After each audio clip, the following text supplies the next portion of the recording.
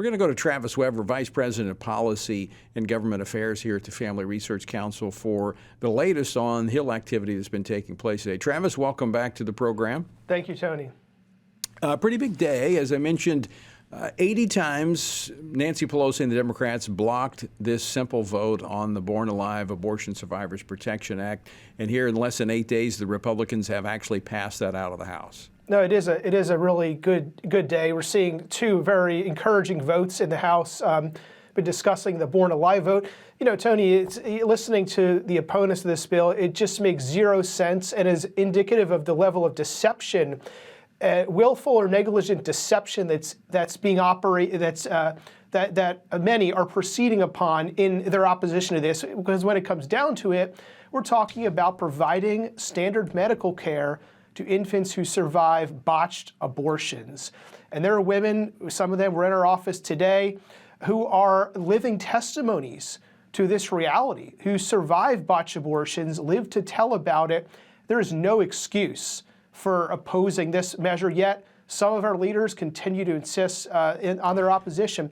It's encouraging as well, though, to see the resolution passed, Mike Johnson's resolution condemning this violence that we're seeing against those facilities, churches, and other institutions standing for life, and those who are helping women facing unplanned pregnancies.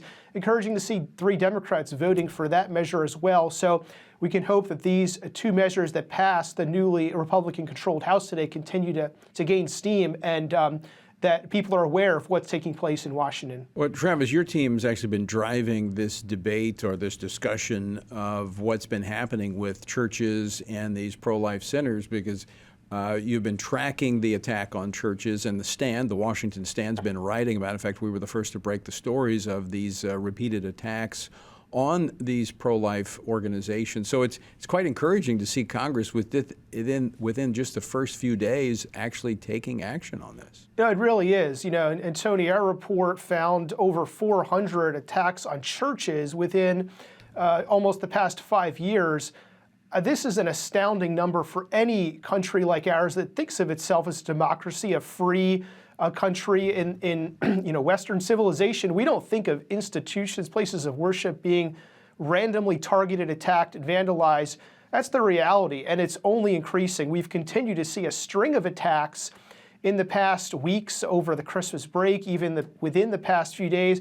One instance in Portland, a 117-year-old church burned to the ground by an individual who's obviously got some mental problems and has had a history of mental illness, saying they had voices in their head telling them to burn their house down, burn this church down. This individual identifying as transgender. This should clue us all into the spiritual reality and the spiritual opposition that our country is facing, and Christians need to be vigilant when they're going to worship these days. Yeah, no question about it. There is a spiritual dimension to all of this, and that's why I think we see this rise of hostility toward Bible-believing institutions and churches. I want to. You mentioned about the Democrats' indefensible position on the Born Alive Abortion Survivors Protection Act.